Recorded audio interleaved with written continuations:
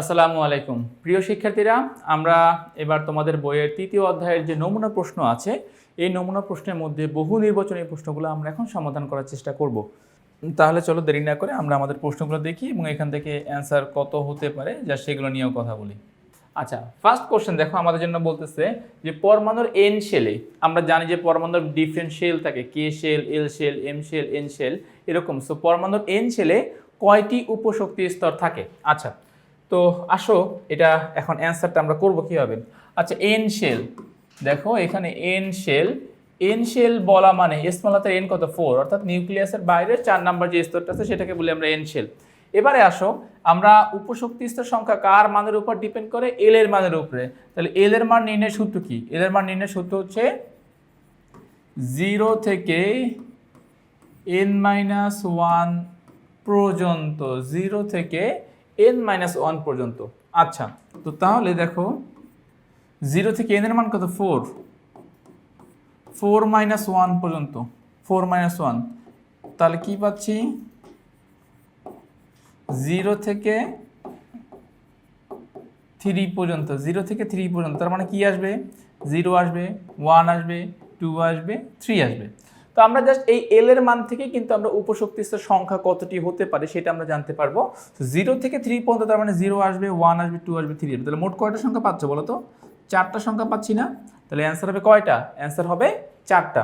তো এখন এই যে দেখো, এখানে দেখো তো অপশনে 4 আছে কিনা? হ্যাঁ, আমরা তো 4 দেখতে পাচ্ছি, এই যে ঘ নাম্বার অপশনটাতে 4। তার মানে এখানে সঠিক অ্যান্সার হবে কয়টা? 4টা।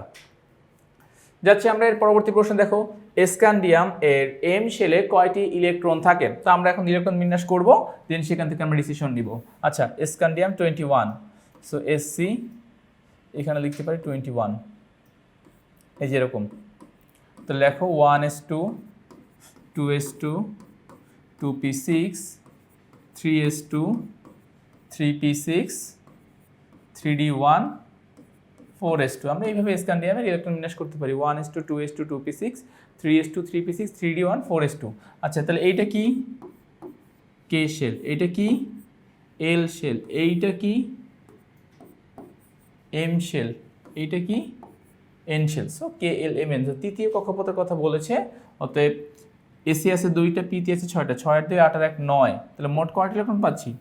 এম শেলে 9টা। দেখো তো 9 কি অপশনে আছে? ইয়েস, খ নাম্বার অপশনটা বলতেছে যে 9টা। সো এটা এখানে সঠিক অ্যান্সারটা হবে 2 এর সঠিক অ্যান্সার হবে কত? 9টা। আচ্ছা, দেন দেখো যাচ্ছি আমরা পরবর্তী প্রশ্নে। আচ্ছা, পরবর্তী প্রশ্নে কি বলতেছে যে এক্স এর পারমাণবিক সংখ্যা 63, আর এক্স এর ফর্মুলা হচ্ছে 146 হচ্ছে ভর সংখ্যা, আর 63 হচ্ছে পারমাণবিক সংখ্যা। এর নিউট্রন সংখ্যা কত?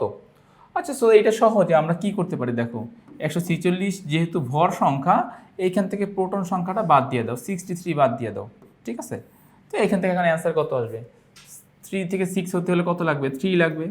আর 6, তাহলে 7, 8, 9, 10, 11, 12, 13, 14, কত পাচ্ছি? 8 পাচ্ছি, আর 1 1 মিলে হচ্ছে 0, 83। সো ক নাম্বারটা হবে সঠিক অ্যান্সার। এখান থেকে ক নাম্বারটা পাচ্ছি আমরা সঠিক অ্যান্সার।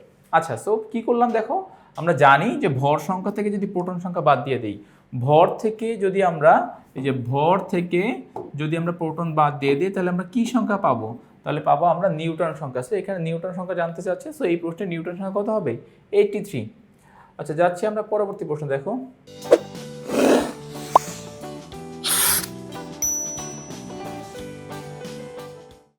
আচ্ছা পরবর্তী প্রশ্নে কি বলতেছে? পরবর্তী প্রশ্নে বলতেছে যে এক্স মৌলটির আপেক্ষিক পারমাণবিক ভর কত? দেখো এখন এই যে এক্স মৌলটির 4 নাম্বার প্রশ্ন, এক্স মৌলটির আপেক্ষিক পারমাণবিক ভর কত? তো আমাদের কিন্তু একটা আইসোটপের একটা তথ্য এখানে আমরা পাচ্ছি পাশের টেবিল থেকে। তাহলে আমরা ধরো এই 146কে ধরলাম পি, প্রথম আইসোটপের ভর, আর 25%কে ধরলাম এম, ঠিক আছে? আর 154কে ধরলাম পি এম কিউ, আর হচ্ছে 75%কে ধরলাম হচ্ছে এন। মানে হচ্ছে প্রথম আইসোটপের ভর, প্রথম আইসোটপের শতকরা পরিমাণ, দ্বিতীয় আইসোটপের ভর, দ্বিতীয় আইসোটপের শতকরা পরিমাণ। দেন তোমাদের সূত্র নিশ্চয়ই মনে আছে, আইসোটপ থেকে P into M plus Q into N divided by 100। এখন এখান থেকে মানগুলো নাও, কত কত আসতে পারে দেখো। পি এর মান কত? 146 ইন্টু এম কত? এম হচ্ছে 25 প্লাস কিউ কত 154 ইন্টু এন কত 75 বাই 100, তাহলে কত আসতেছে 152। তাহলে এখান থেকে আমরা কত পাচ্ছি 152। দেখো তো 152 কোনো অপশন পাচ্ছি কিনা আমরা। এই যে আমাদের অ্যান্সারের গ নাম্বার যে অপশনটা, সেই গ নাম্বার অপশনে বলতেছে যে অ্যান্সার 152। এই যে 152 অ্যান্সার আমরা এখান থেকে পেয়ে যাচ্ছি।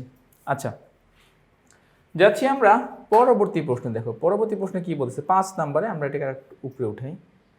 ওকে, দেখো এখানে 5 নম্বর প্রশ্ন কি বলেছে। 5 নম্বর প্রশ্নে বলতেছে যে কোনো মৌলের একটি পরমাণুর প্রকৃত ভর হচ্ছে এত, ও মানে যদি এত হয় তাহলে এর আপেক্ষিক পারমাণবিক ভর কত।